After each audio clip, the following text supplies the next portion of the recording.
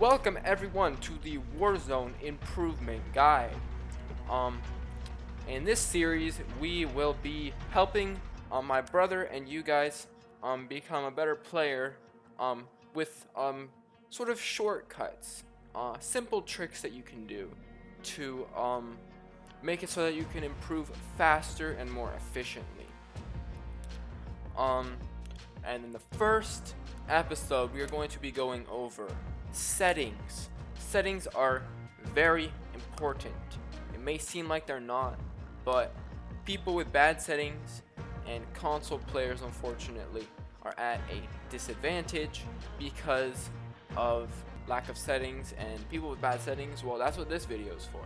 I believe some of these settings may be able to be used on console, but most of them are just for PC. Alright, first we're going to be going through in-game graphic settings. So your in-game graphic settings should be set. Your display mode doesn't matter, but full screen I believe is best for performance. Your render resolution, I know you don't have a good computer, Luke, but I think that you should turn it up quite a bit. I think that you should turn it up from the lowest possible up to about 80 or 90, because I've talked to a lot of really good Warzone players, and some of them don't even have that great graphics cards, and their game is actually only running at 50. There's a player named Monotone. His game only runs at 55 to 65 FPS, but he still plays on 1080p, 100 with max settings, because visibility is more important than FPS in this game, to a point, obviously. So if I were you, I would turn that up higher. Your aspect ratio should be automatic. VSync should be disabled. Texture resolution, obviously for you're gonna be probably putting everything on low. So textures, turn everything to low or disabled, except for turn everything to low or disabled except for bullet impacts and sprays is what I would do, because bullet impacts and sprays can help you. They can help you figure out where some bullets are coming from. Texture streaming should be obviously disabled. Shadow map resolution should for sure be low. Here's an exception. Cache spot shadows and cache sun shadows should be enabled, because it stores them so that you have smoother performance overall. Do you have those enabled or disabled? Yeah, I got all those. Alright, so yeah, make sure cache spot shadows and cache sun shadows are enabled. Particle lighting is up to you. Probably won't affect your FPS too much, but you can probably just change that to low. Okay. I think obviously ray tracing, I don't think you can even enable ray tracing. No, I can't ray trace. No. Anti-aliasing for you, I would say leave it off. Yep, I have it off. Because there's better ways. If you want to make your game sharper, there's better ways. Depth of field disabled. All that does is blur your gun pretty much. Filmic strength, I don't really know. I have it set to 1 because my computer doesn't like it when it's set to 0, but probably set that to 0. Film grain, yeah, should be set to none. I don't know why. Yeah, film grain should be set to none.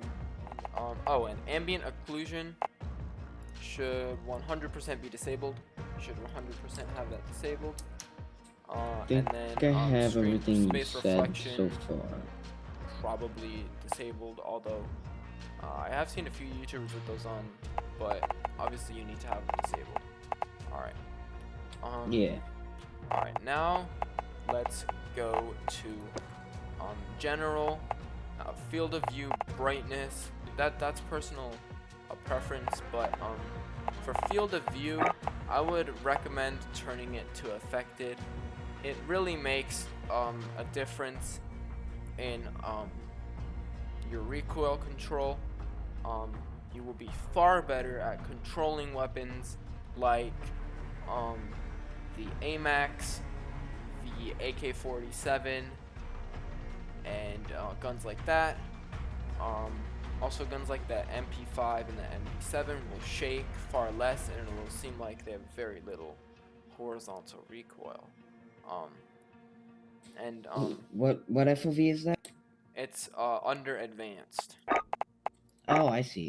I would recommend, and then for field of view, I would recommend 110, but if you want to keep it lower, I'd say 100.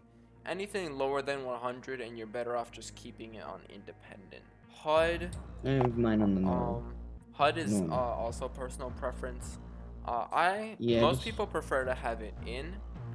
Personally, I like to have it wider so it doesn't distract me. But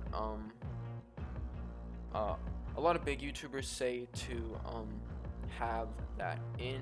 So I would actually recommend maybe trying it pushed in a little bit, which means you can turn it down. I think I have mine on colorblind mode.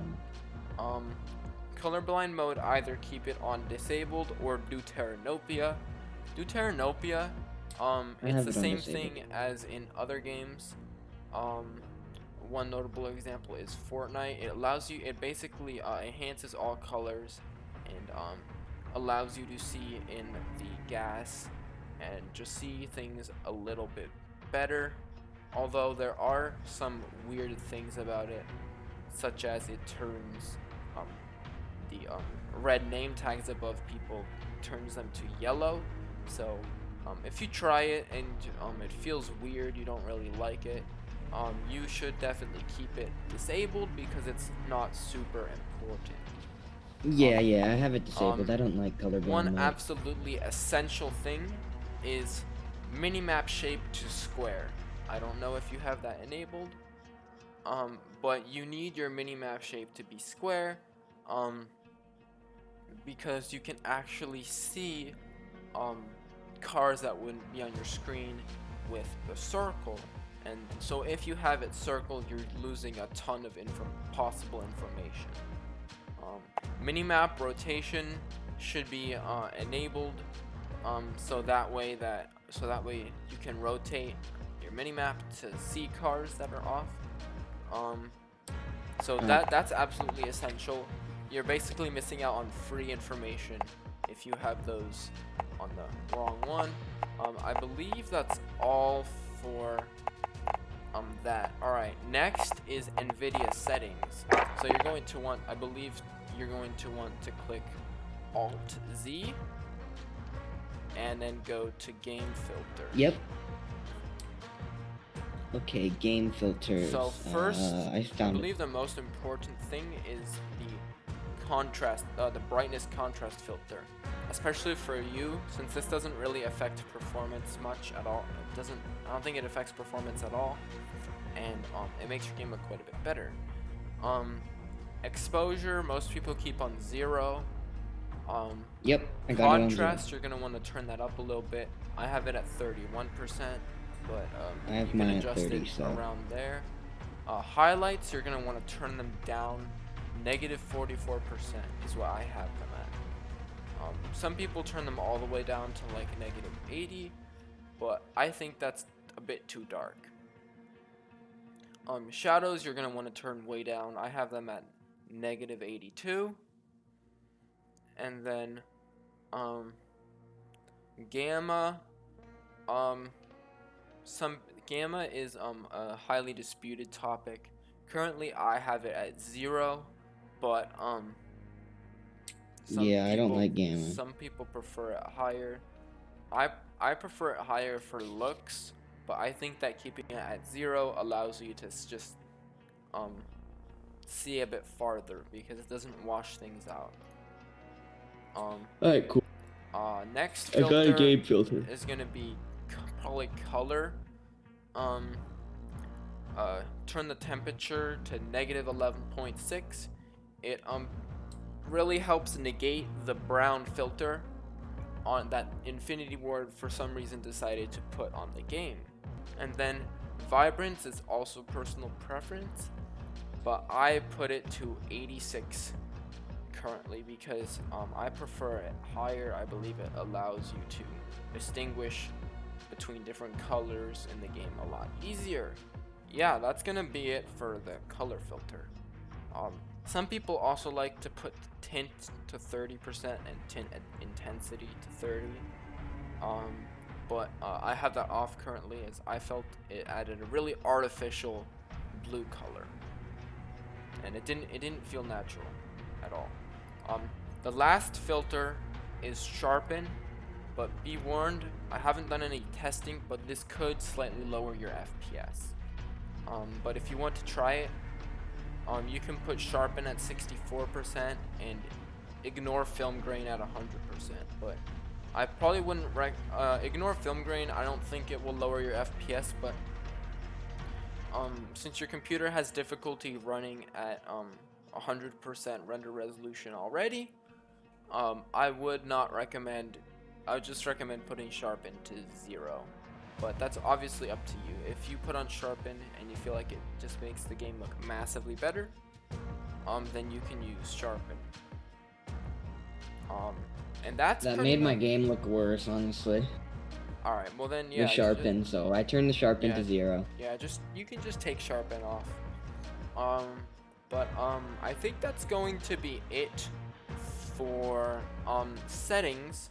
And yeah, the next episode we will begin to get into I believe we will be going into game sense and looting, because you need to, 1, know where people are, and 2, get your loadout. Looting is important. That's the only reason looting is important. Super important. You need to find money and get your loadout as fast as possible. But that's gonna be it for this episode of Warzone improvement guide. And I will see you all in the next episode. Peace.